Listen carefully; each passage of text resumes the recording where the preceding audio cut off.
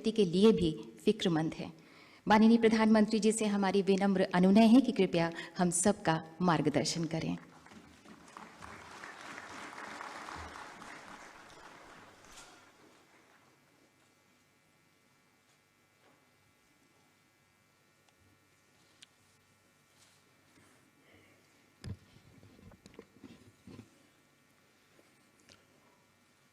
Honorable Chief Justice of India, Sri N.V. Ramanna ji, Justice Sri U.U. Lalit ji, देश के कानून मंत्री श्री किरण रिजिजू जी, राज्य मंत्री प्रोफेसर एस.पी. सिंह बघेल जी, राज्यों के सभी आदरणीय मुख्यमंत्रीगण, lieutenant governors of UTs, honourable जजेस of the Supreme Court of India, chief justice of high courts, distinguished guests, उपस्थित अन्य सभी महानुभाव, देवी और सज्जनों,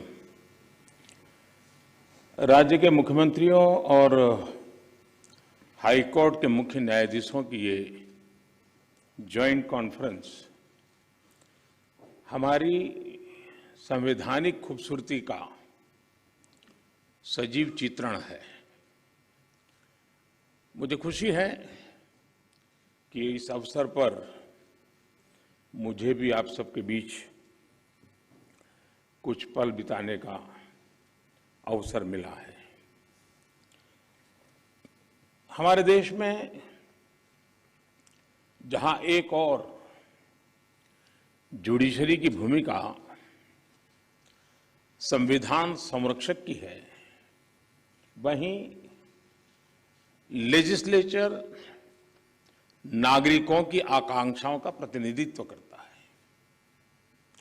मुझे विश्वास है कि संविधान की इन दो धाराओं का ये संगम, ये संतुलन देश में प्रभावी और समयबद्ध न्याय व्यवस्था का रोडमैप तैयार करेगा।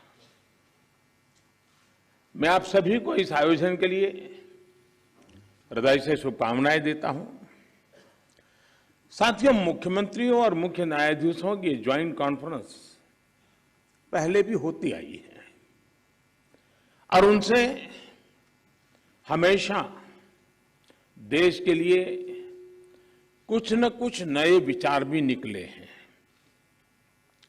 लेकिन ये इस बार ये जो आयोजन अपने आप में और भी ज्यादा खास है। आज ये कॉन्फ्रेंस एक ऐसे समय में हो रही है जब देश अपनी आजादी का अमृत महोत्सव मना रहा है। आजादी के इन 75 सालों ने जुडिशरी और एग्जीक्यूटिव दोनों के ही रोल्स और रिस्पॉन्सिबिलिटीज को निरंतर स्पष्ट किया है। जहां जब भी जरूरी हुआ, देश को दिशा देने के लिए ये रिलेशन लगातार इवॉल्व हुआ है। आज आजादी के अमृत महोत्सव में जब देश नए अमृत संकल्प ले रहा है, नए सपने देख रहा है, तो हमें भी भविष्य की तरफ देखना होगा। 2047 में जब देश अपनी आजादी के 100 साल पूरे करेगा, तब हम देश में कैसी न्याय व्यवस्था देखना चाहेंगे। हम किस तरह अपने जुडिशियल सिस्टम को इतना समर्थ बनाएं कि वो 2047 के भारत की आकांक्षाओं को पूरा कर सके, उन पर खरा उतर सके। ये प्रश्न आज हमारी प्राथमिकता होना चाहिए। अमृत काल में हमारा विजन एक ऐसी न्याय व्यवस्था का होना चाहिए जिसमें न्याय सुलभ हो, न्याय त्वरित हो और न्याय सबके लिए हो। साथियों, देश में न्याय की देरी को कम करने के लिए सरकार अपने स्तर से हर संभव प्रयास कर रही है। हम जुडिशियल स्ट्रेंथ को बढ़ाने के लिए प्रयास कर रहे हैं। जुडिशियल इंफ्रास्ट्रक्चर को बेहतर करने की कोशिश चल रही है। केस मैनेजमेंट के लिए आईसीटी के इस्तेमाल की शुरुआत भी की गई है। सबऑर्डिनेट कोर्ट्स और डिस्ट्रिक्ट कोर्ट से लेकर हाई कोर्ट तक वैकेंसीज को भरने के लिए भी प्रयास हो रहे हैं। साथ ही जुडिशियल इंफ्रास्ट्रक्चर को मजबूत करने के लिए भी देश में व्यापक काम हो रहा है। इसमें राज्यों की भी बहुत बड़ी भूमिका है। साथियों, आज पूरी दुनिया में नागरिकों के अधिकार के लिए, उनके सशक्तिकरण के लिए टेक्नोलॉजी एक इंपॉर्टेंट टूल बन चुकी है। हमारे जुडिशियल सिस्टम में भी टेक्नोलॉजी की संभावनाओं से आप सब परिचित हैं। हमारे ऑनरेबल जजेस समय समय पर इस विमर्श को आगे भी बढ़ाते रहे हैं। भारत सरकार भी जुडिशियल सिस्टम में टेक्नोलॉजी की संभावनाओं को डिजिटल इंडिया मिशन का एक जरूरी हिस्सा मानती है। उदाहरण के तौर पर ई कोर्ट्स प्रोजेक्ट को आज मिशन मोड में इंप्लीमेंट किया जा रहा है। सुप्रीम कोर्ट ई कमेटी के मार्गदर्शन में जुडिशियल सिस्टम में टेक्नोलॉजी इंटीग्रेशन और डिजिटाइजेशन का काम तेजी से आगे बढ़ रहा है। मैं यहां उपस्थित सभी मुख्यमंत्रियों और हाईकोर्ट के सभी चीफ जस्टिस से भी आग्रह करूंगा कि इस अभियान को विशेष महत्व दें, इसे आगे बढ़ाएं। डिजिटल इंडिया के साथ जुडिशरी का ये इंटीग्रेशन आज देश के सामान्य मानवी की अपेक्षा भी बन गई है। आप देखिए, आज कुछ साल पहले डिजिटल ट्रांजैक्शन को हमारे देश के लिए असंभव माना जाता था। लोगों को लगता था, लोग शक करते थे, अरे ये हमारे देश में कैसे हो सकता है। और ये भी सोचा जाता है इसका स्कोप केवल शहरों तक ही सीमित रह सकता है, उससे आगे बढ़ नहीं सकता है। लेकिन आज छोटे कस्बों और यहां तक गांवों में भी डिजिटल ट्रांजैक्शन आम बात होने लगी है। ये पूरे विश्व में पिछले साल जितने डिजिटल ट्रांजैक्शन हुए, उसमें से 40% डिजिटल ट्रांजैक्शन भारत में हुए हैं।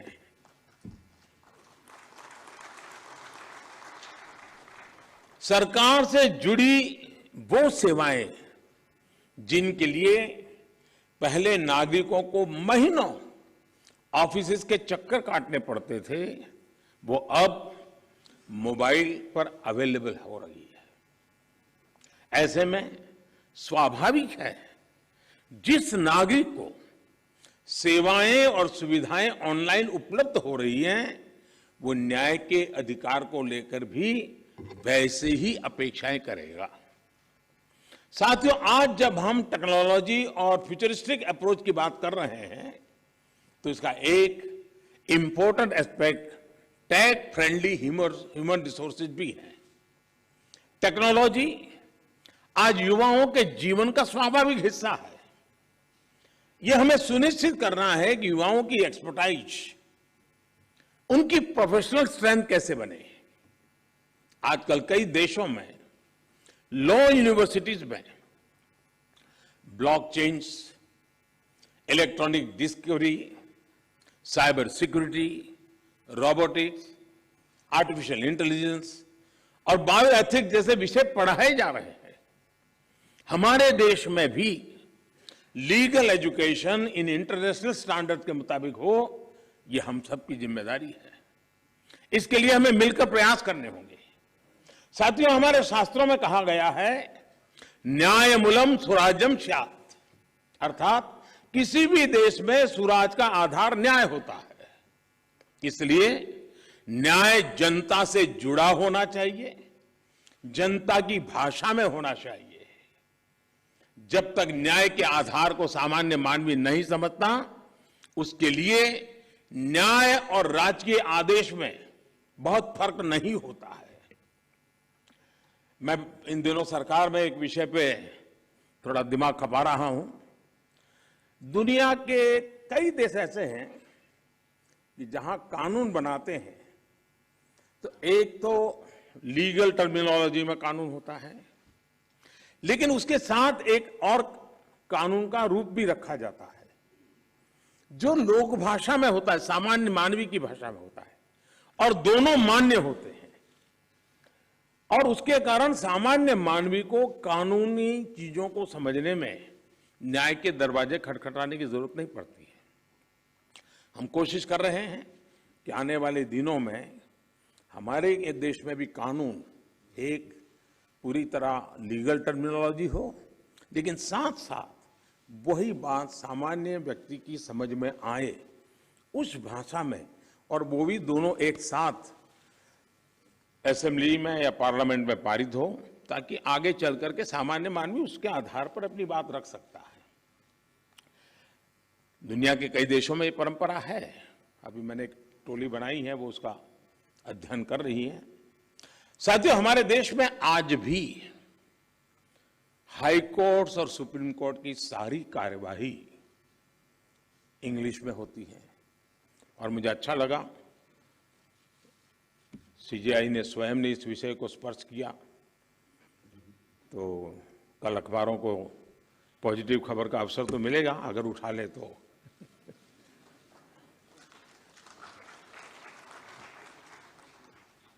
नहीं, उसके लिए बहुत इंतजार करना पड़ेगा। साथियों, एक बड़ी आबादी को न्यायिक प्रक्रिया से लेकर फैसलों तक को समझना मुश्किल होता है। हमें इस व्यवस्था को सरल और आम जनता के लिए ग्राह्य बनाने की जरूरत है। हमें कोर्ट्स में स्थानीय भाषाओं को प्रोत्साहन देने की जरूरत है। इससे देश के सामान्य नागरिकों का न्याय प्रणाली में भरोसा बढ़ेगा, वो उससे जुड़ा हुआ महसूस करेगा। अब इन समय हम एक कोशिश कर रहे हैं कि टेक्निकल एजुकेशन और मेडिकल एजुकेशन मातृभाषा में क्यों नहीं होना चाहिए। हमारे बच्चे जो बाहर जाते हैं, दुनिया की वो भाषा कोशिश करते हैं पढ़ करके फिर मेडिकल कॉलेज की, तो हम हमारे देश में कर सकते हैं। और मुझे खुशी है कई राज्यों ने मातृभाषा में टेक्निकल एजुकेशन, मेडिकल एजुकेशन के लिए कुछ इनिशिएटिव लिए हैं। तो आगे चल करके उसके कारण गांव का गरीब का बच्चा भी जो भाषा के कारण रुकावटें महसूस करता है, उसके लिए सारे रास्ते खुल जाएंगे। और ये भी तो एक बड़ा न्याय है, ये भी एक सामाजिक न्याय है। सामाजिक न्याय के लिए न्यायपालिका के तराजू तक जाने की जरूरत नहीं होती है। सामाजिक न्याय के लिए कभी भाषा भी बहुत बड़ा कारण बन सकती है। साथियों, एक गंभीर विषय सामान्य आदमी के लिए कानून की पेचीदगियां भी है।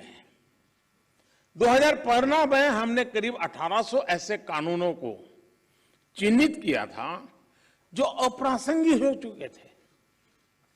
इनमें से जो केंद्र के कानून थे, ऐसे 1450 कानूनों को, 1450 कानूनों को हमने खत्म किया। लेकिन राज्यों की तरफ से केवल 75 कानून ही खत्म किए गए हैं। मैं आज सब बड़ी आदरणीय मुख्यमंत्रीगण यहां बैठे हैं, मैं आपसे बहुत आग्रह करता हूं कि अपने राज्य के नागरिकों के अधिकारों के लिए, उनकी ईज ऑफ लिविंग के लिए आपके यहां भी ये कानूनों का इतना बड़ा जाल बना हुआ है, काल बाह्य कानूनों में लोग फंसे पड़े हैं, उन कानूनों को निरस्त करने की दिशा में आप कदम उठाइए। लोग बहुत आशीर्वाद देंगे जी। साथियों, न्यायिक सुधार केवल एक नीतिगत विषय या पॉलिसी मैटर ही नहीं है। देश में लंबित करोड़ों केसेस के लिए पॉलिसी से लेकर टेक्नोलॉजी तक हर संभव प्रयास देश में हो रहे हैं, और हमने बार बार इसकी चर्चा भी की है। इस कॉन्फ्रेंस में भी आप सब एक्सपर्ट्स इस विषय पर विस्तार से बात करेंगे ही, ये मुझे पर विश्वास है। और मैं शायद बहुत लंबे अरसे तक इस मीटिंग में बैठा हुआ हूं, शायद जजेस को ऐसी मीटिंग में आने का जितना अवसर मिला होगा उससे ज्यादा मुझे मिला है, क्योंकि मैं कई वर्षों तक मुख्यमंत्री के रूप में इस कॉन्फ्रेंस में आता रहता था। अब यहाँ बैठना मौका आ गया है तो यहाँ से आता रहता हूँ, तो एक प्रकार से मैं इस महफिल में सीनियर हूँ।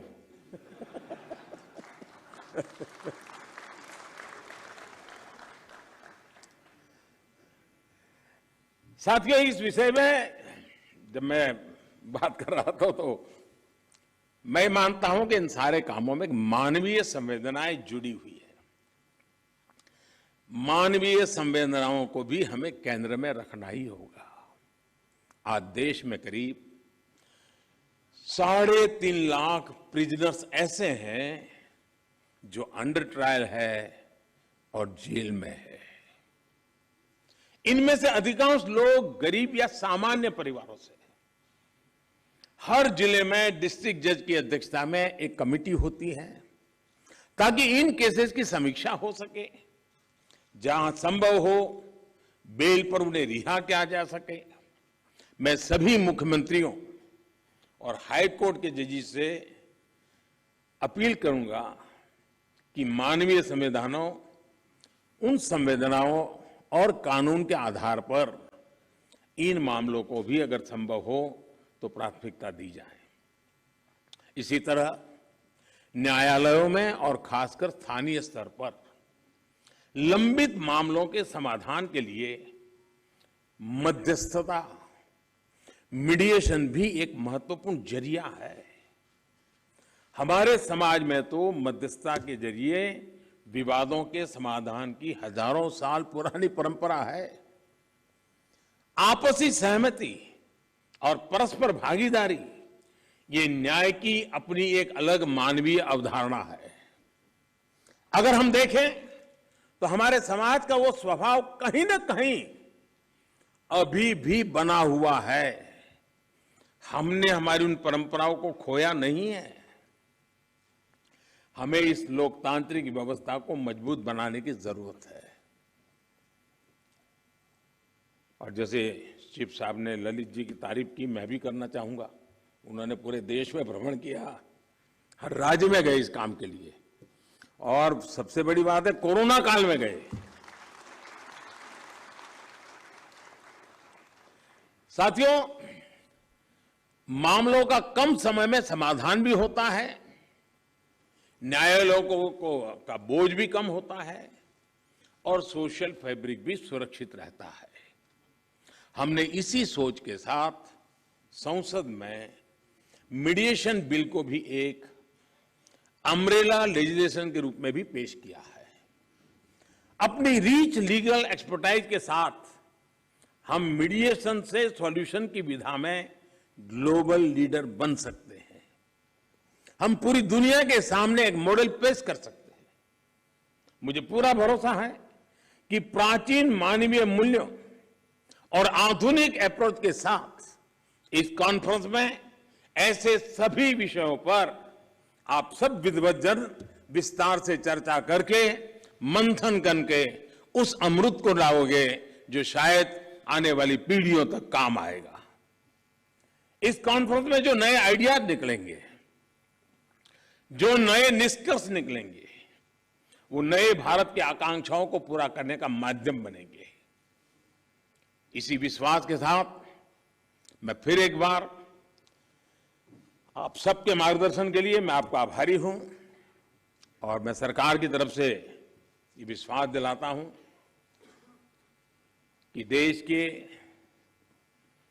न्याय व्यवस्था के लिए सरकारों ने जो करना होगा, चाहे राज्य सरकार हो, केंद्र सरकार हो, वो भरसक प्रयास करेगी ताकि हम सब मिलकर के देश के कोटि कोटि नागरिकों की आशा अपेक्षाओं को पूर्ण कर सके। और 2047 में देश जब आजादी के 100 साल मनाए, तब हम न्याय के क्षेत्र में भी और अधिक गौरव के साथ, और अधिक सम्मान के साथ, और अधिक संतोष के साथ आगे बढ़े। यही मेरी बहुत बहुत शुभकामना है। बहुत बहुत धन्यवाद।